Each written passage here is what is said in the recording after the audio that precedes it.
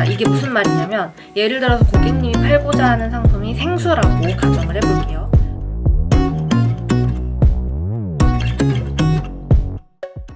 안녕하세요. 프리랜서 디자이너 랑이 언니입니다. 오늘은 프리랜서 디자이너의 작업 프로세스에 대해서 이야기를 해볼 건데요. 영상 시작 전에 좋아요와 구독 한 번씩만 부탁드릴게요. 일단 제가 간단하게 PPT를 한번 만들어 봤는데 PPT를 보면서 설명을 드리도록 할게요. 자, 프리랜서 디자이너의 작업 프로세스. 자, 일단 작업을 할 때는 큰 작업이건 작은 작업이건 정해진 프로세스가 있어야 놓치거나 누락되는 내용이 없고 일 처리를 할 때 실수할 확률이 적어지겠죠. 왜냐면 생각을 해보세요. 작업할 때 과정이 중구난방이고 이거에다가 저거에다가 하다 보면은 그 사이에 누락되거나 빼먹는 게 생기고요. 그리고 내가 이거를 요청을 드렸었나? 아니면은 내가 이런 자료를 받았던가 하면서 헷갈리기가 마련인데 하루 동안에 작업해야 되는 수가 적으면은 상관이 없겠는데 오전에는 막 급건으로 들어온 이벤트 배너 시안을 잡고 오후에는 상세 페이지 피드백 받은 거 수정 들어가고 저녁에는 신규 작업 들어온 거 작업을 들어가야 되는 그런 상황일 때면 굉장히 하루 스케줄이 복잡해지잖아요. 그럴 때는 이런 프로세스 같은 게 없고 체계가 안 잡혀 있으면은 정말 머릿속에 대혼란이 찾아오거든요. 그래서 저는 작업을 할 때 작업 프로세스라는 거는 반드시 필요한 거라고 생각을 하기 때문에 오늘은 저의 작업 프로세스를 한번 간단하게 설명을 드리려고 합니다. 우선 제가 지난주 영상에서 일 따오는 방법에 대해서 설명을 드렸었는데요. 그렇게 일 따오는 과정 이후에 1단계 문의가 들어오게 됩니다. 그러면은 문의하신 분과 상담을 진행을 해야겠죠. 문의가 들어오면 저는 제가 정리해둔 주문서를 보내드리는데요. 제 주문서 양식은 이쪽에 이렇게 보여드릴게요. 이 주문서가 필요한 이유는 제 개인적인 경험상 문의가 들어왔을 때 안녕하세요. 뭐 만들고 싶으세요? 원하시는 레퍼런스 있으신가요? 가로 규격 사이즈는 어떻게 도와드릴까요? 필요하신 파일은 어떻게 되시나요? 이러면서 대화가 길어지게 되면은 상담 중간에 고객 이탈률도 증가하게 되고 작업을 하게 되었을 때 내용 정리가 안 돼 있다 보니까 작업할 때마다 채팅방을 들어가서 일일이 위로 다시 올라가가지고 내용 찾아보고 작업하고 이러다 보니 이런 게 너무 비효율적이라고 생각이 들더라고요. 그래서 저는 제가 이전에 다른 영상에서 말씀을 드린 것처럼 저도 이 주문서를 만들기 위해서 다른 고객인 양 위장을 해가지고 다른 판매자분들께 문의를 드리고 문의를 드렸을 때 보내주시는 그분들의 주문서나 그런 상담 신청서 같은 거를 보고서 제가 참고해가지고 제 편의에 맞게 이렇게 수정을 해가지고 나온 게 지금 이 주문서입니다. 그래서 제 주문서를 보시고 구독자분들이나 이걸 시청하고 계신 다른 분들도 편하신 대로 더 추가할 사항을 추가하시거나 필요 없는 부분은 지워가지고 이 주문서를 사용해 주시면 될 것 같아요. 자, 일단 주문서를 한번 자세히 뜯어보면은 일단 회사명이랑 담당자분 성함은 남겨두려고 이제 적어달라고 하고 있고 업종을 묻는 이유는 상세 페이지는 업종마다 특정 컨셉이나 분위기가 이미 좀 정해져 있는 경우가 있어요. 물론 예외도 있겠지만 병원과 같은 의료기관의 경우에는 파란색이나 녹색을 선호하기도 하고 정갈하고 깔끔한 선택을 원하지 빨간색이나 노란색 알록달록하면서 서체도 화려한 서체, 귀여운 서체 이런 거 잘 안 쓰잖아요. 그리고 또는 유아용품 상세 페이지 같은 경우에는 제품들 컬러 옵션이 알록달록한 경우가 많다 보니까 원색 계열로 알록달록한 컬러를 선호하는 반면에 상조 서비스 같은 경우에는 또 너무 컬러는 단조롭게 가는 거를 선호하고 무채색을 쓰는 거를 선호를 하겠죠.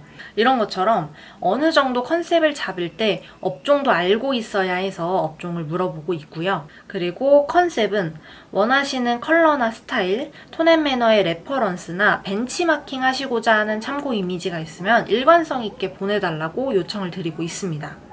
이땐 아예 안 보내고 알아서 해달라는 분들도 참 어렵지만 컨셉들을 중구난방으로 일관성 없게 보내주시는 분들은 더 상담하기가 어려워요. 그래서 컨셉에 관련된 논의는 진짜 자세하게 나눠야 되는 부분이라고 생각을 합니다. 그리고 규격 같은 경우엔 이벤트 페이지나 배너는 업로드하는 곳에 따라서 세로 규격도 정해져 있는 경우가 있어요.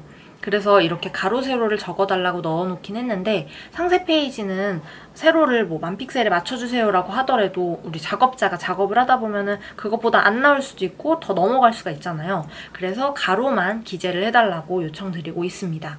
자, 여기서 가로는 여러 오픈마켓에 한 번에 올리시는 경우에는 가로를 900에서 1000픽셀 정도로 많이 지정을 해주시고, 그리고 네이버 스토어팜, 요즘에는 그 스마트 스토어라고 부르죠. 스마트 스토어의 권장 사이즈는 가로 사이즈가 860픽셀입니다. 그리고 마지막으로 필요하신 파일 부분은 말 그대로 납품받으실 파일 형식을 선택하실 수 있게 넣어놨어요. 자, 그럼 이렇게 양식을 보내드리고 작성된 주문서를 저한테 다시 보내주시겠죠? 그러면은 2단계. 이 작성된 주문서를 토대로 일정이랑 견적을 협의를 합니다. 자, 일정은 현재 제 작업 스케줄을 보면서 언제 작업이 착수가 가능하고 언제까지 1차 시안을 보내드릴 수 있는지 말씀을 드리고, 원하시는 데드라인이 있는지 물어보면서 조율을 하고 있고요. 그리고 견적은 제가 생각하고 있는 견적을 안내드리면 되는데, 이거는 작업자마다 사이즈를 기준으로 잡고 견적을 내드리기도 하고 시간당 페이를 잡고서 견적을 내드리기도 해요.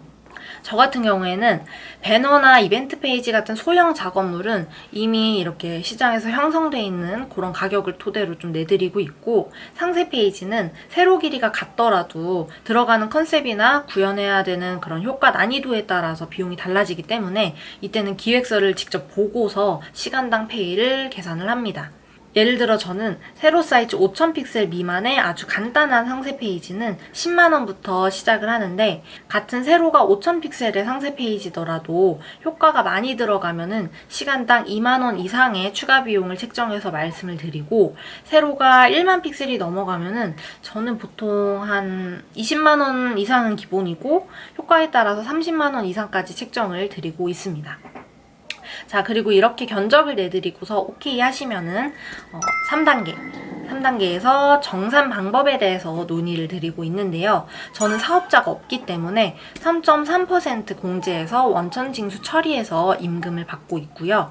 이때 필요한 서류는 민증 사본이랑 통장 사본을 스캔해가지고 보내드리면 됩니다. 자, 그리고 4단계는 계약서 작성으로 넘어가는데요. 저는 거의 대부분을 구두로 작업을 약속하고서 진행하는 경우가 대부분이기는 한데, 필요에 따라서 이제 계약서를 쓰고 싶으시다 이런 경우에는 우편으로, 제 주소로 우편을 통해서 계약서 2부를 이제 보내주세요. 그러면은 각각 계약서에 간인이랑 개인을 찍어가지고, 간인이랑 개인은 네이버 검색하면 나와요. 간인이랑 개인. 지금 설명하기엔 좀 삼천포로 빠지는 느낌이라, 어쨌든 간인이랑 개인을 찍어서 한 분은 내가 갖고 나머지 한 분은 도로 회사에 보내는 거죠. 그렇게 이렇게 나눠 갖는 건데, 사실 이거는 데드라인이 좀 빠듯한 업체랑 작업을 하는 경우에는 우편 오고 가는 시간이 생기기 때문에 이렇게 진행하지는 않고요. 요즘에는 대부분 모두사인이라는 온라인 전자계약서를 쓸 수 있는 사이트가 있는데, 그 웹상에서 외주 용역 계약서하고 정보 보안 동의서 같은 거를 내용을 이제 쭉 읽어보고 마우스를 이용해서 서명하고 그렇게 계약을 하는 형식이에요. 그 모두 사인을 통해서 클라이언트가 계약서를 다 작성을 하고 서명 링크를 제 이메일로 보내주시면 거기 접속을 해가지고 제가 그걸 딱 다 읽어본 다음에 동의를 하면은 서명란에다가 마우스를 움직여가지고 서명을 하고, 그렇게 서명하고 나면은 계약이 체결이 되는 거예요. 그 다음에 요 단계 이전에 이제 논의를 하셨던 정산 방법이 있을 거 아니에요. 뭐 임금을 선불로 받기로 한 거면 요때 이제 선불로 받고, 후불로 받기로 한 거면 바로 이제 작업을 먼저 착수를 하게 됩니다. 자, 그리고 5단계로 넘어가면 작업 전에 사이즈 체크라고 돼 있죠. 요게 뭐냐면 주문서가 필요한 이유 중 하나가 여기 있는데요. 작업 전에 이런저런 과정들이 있다 보니까 대화창에 다른 대화가 많이 쌓이기도 하고, 가끔 좀 약간 수다스러운 클라이언트를 만나게 되면은 그 좀 TMI라고 하죠. 그런 좀 불필요한 대화 내용이 많이 쌓이게 되고, 어떤 분들은 처음에는 뭐 사이즈를 1000으로 하기로 했다가 중간에 딴 얘기하다가 막 800으로 갑자기 하겠대요. 근데 또 다른 상담하고 뭐 다른 거 의논하던 중에 갑자기 900으로 바꾸겠다고 막 하시는 분들이 많아서, 상담을 다 하고서 작업 전에 총 정리된 주문서를 이렇게 작성해서 남겨두어야 작업에 착오가 없습니다. 자, 그리고 6단계로 넘어갈게요. 6단계는 클라이언트의 이전 디자인물들을 서치하는 거예요. 사이즈를 체크했고 포토샵에서 대지 설정을 해가지고 창을 열었으면 이제 작업을 위해서 해당 업체의 이전 디자인물들을 서치를 합니다. 그러면서 아, 이런 흐름을 좋아하시는구나. 이런 컬러 톤, 이런 컨셉, 뭐 이런 톤앤매너를 선호를 하시고 이 브랜드는 이런 거를 말하고 싶어 하고 그리고 이런 일을 하는 업체구나. 뭐 이런 거를 알아보는 시간을 갖는 거예요. 그 다음에 7단계에서 같은 업종의 타사 디자인물들을 서치를 합니다. 자, 같은 업종의 다른 경쟁사들은 어떤 디자인을 선호하는지 그 흐름들을 좀 파악하고 벤치마킹 할 게 있는지도 함께 찾아보는데요. 저는 이때 핀터레스트도 많이 들어가 보고 구글에서 해당 상품을 이제 검색해서 나오는 판매량이 좀 높은 상세 페이지들 있잖아요. 거기 사이트에 들어가서 그 상세 페이지들을 또 분석을 해보는 시간을 갖고 있습니다. 그리고 서치의 마지막, 자 8단계는 원하시는 컨셉의 디자인을 서치를 하는데 이때에는 타업종 포함이에요.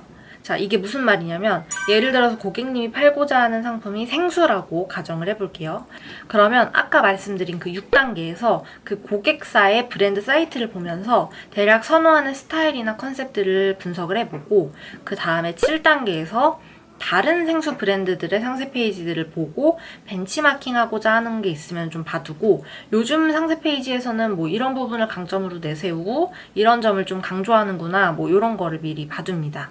그리고 방금 말했던 8단계. 이 8단계에서 탄산음료나 우유 같은 그런 마실 것 있잖아요. 음료 상세 페이지들을 좀 보기도 하고 또는 클라이언트가 우리 생수는 파란색이 포인트 컬러고 좀 시원한 느낌이 느껴졌으면 좋겠어요 라고 하셨다면 그 파란색을 어떻게 썼는지 파란색이 들어간 화장품 상세 페이지 그리고 이불 상세 페이지 뭐 이런 좀 다른 업종에 있는 상세 페이지들을 또 많이 찾아보고 그리고 시원한 느낌이 느껴졌으면 좋겠다고 하셨으니까 시원한 느낌을 어떻게 표현했는지 선풍기 상세 페이지나 냉장고 상세 페이지 같은 것도 다 두루두루 찾아봅니다. 이렇게 효과 같은 걸 어떻게 썼는지를 보는 거죠. 자, 그리고 그런 것들을 다 모아가지고 9단계에서 아이패드나 노트에다가 스케치를 들어갑니다. 자, 여기서 스케치는 전반적인 흐름에 대해서 러프하게 스케치를 하실 수도 있겠고 반면에 좀 더 디테일하게 메인 폰트나 본문 폰트 크기를 대략 어떻게 잡고 위치를 시킬지 그리고 레이아웃은 어떻게 할지 같은 거를 정리를 해볼 수도 있겠죠. 그리고 10단계로 넘어갈게요. 10단계는 드디어 포토샵 작업에 들어갑니다. 그리고 11단계부터는 좀 수월해져요. 11단계에서 1차 시안을 보내드리고 마음에 드시면 여기에서 끝나는 경우도 있고 수정 보완할 사항 있으면 피드백을 받아가지고 12단계에서 피드백에 따른 수정 보완 작업을 이때 거치게 되겠죠. 그리고 이 12단계를 거치고 나면 최종 결과물이 나오고 처음 주문서를 통해서 요청해주신 파일 형식으로 납품을 드리면 드디어 거래가 종료가 됩니다.